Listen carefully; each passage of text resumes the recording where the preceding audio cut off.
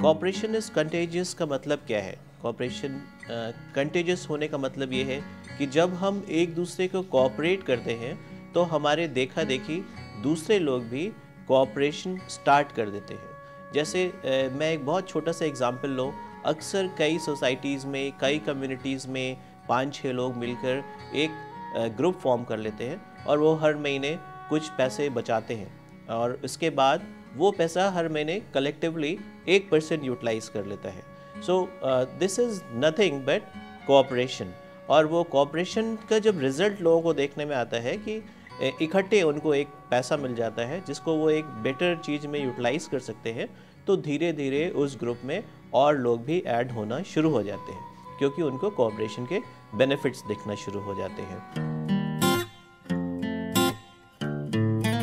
एक बहुत पुरानी कथा है गोवर्धन पर्वत जो श्री कृष्ण ने उठाया था। अगर आप कभी भी उसका चित्र देखें तो उसके अंदर आप देखेंगे कि श्री कृष्ण और उनके साथ हजारों उंगलियां उस गोवर्धन पर्वत में लगी हुई हैं।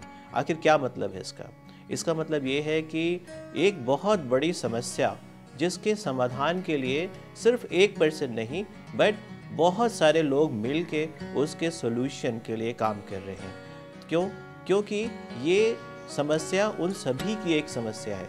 जब हम अपने सेल्फ इंटरेस्ट से आगे बढ़कर एक जनरल इंटरेस्ट के लिए काम करना शुरू करते हैं जिसमें हमारी सोसाइटी, हमारी कम्युनिटी का फ़ायदा हो रहा है और उसकी वजह से हमारा भी फ़ायदा हो रहा है, तो हम कोऑपरेशन की तरफ बढ़ते हैं। और जब लोगों को पता चलता है कि ये कोऑपरेशन से हमें डायरेक्टली या इनडायरेक्टली ज़रूर फ़ायदा मिलेगा, तो लोग उसमें बढ़ते जाते हैं।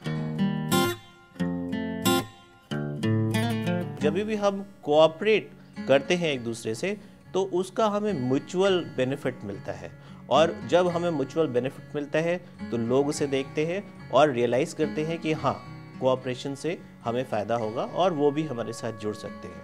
फॉर एग्ज़ाम्पल हम महात्मा गांधी को ही लें। महात्मा गांधी एक महान लीडर थे और हम लोग कहते हैं कि उन्होंने हमें आज़ादी दिलाई और हम सभी इससे एग्री करते हैं।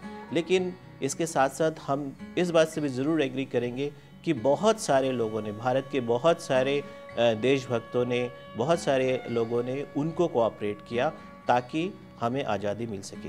तो सब लोग जब एक कॉमन काज के लिए इकट्ठे हो जाते हैं, एक साथ वर्क करते हैं, तो सबसे पहली बात तो ये है कि हमें महसूस नहीं होता कि हम बहुत कोई भारी काम कर रहे हैं और काम हमारा बहुत आसानी से हो जाता है। हमें ये ध्यान रखना चाहिए कि जब भी हम एक दूसरे से कॉम्पीट करना छोड़ के एक दूसरे के साथ कोऑपरेट करना शुरू कर देते हैं तो हम सिचुएशन को ज़्यादा अच्छी तरीके से मैनेज कर सकते हैं। सबसे बड़ी इम्पॉर्टेंट बात यह है कि कोऑपरेशन की वैल्यू समझें और ये नहीं सोचें कि हमारे कोऑपरेट करने पे क्या दूसरा कोऑपरेट करेगा या नहीं करेगा। ये जाहिर सी बात है कि अगर आप कोऑपरेट करेंगे तो कहीं ना कहीं उसको आपको भी उसका बेनिफिट मिलेगा, दूसरा भी रिटर्न में आपको कोऑपरेट करेगा।